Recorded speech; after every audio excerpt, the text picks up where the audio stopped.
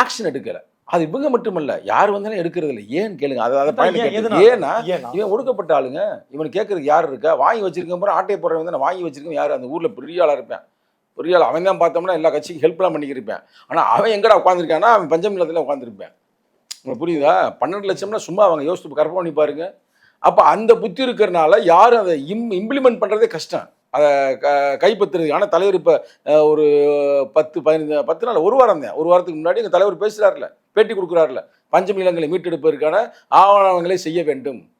அப்புறம் அது மாதிரி அதே மாதிரி ஆணவ படுகொலை தடுப்பதற்கான சிறப்பு சட்டத்தை உருவாக்க வேண்டும் அப்படின்னு தொடர்ந்து வலியுறுத்தி வரும். பல வேலைகள் இருக்குது. இப்போ பாருங்க, இந்த SC/ST கூட இப்போ தாட்கோன் இருக்கும். தாட்கோலை போய் வேணால் லோன் வாங்க முடியும்னு நினைக்கிறீங்களா?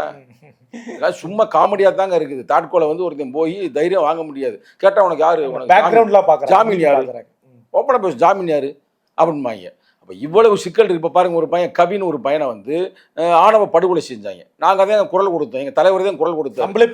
நம்மளே பேசியிருக்கிறோம். அந்த அவங்க அப்பா கூட யாரையும் நம்பலை. மணப்பெண்ணின் பிரத்யேகமான விவாஹா தி சென்னை சில்க்ஸ்.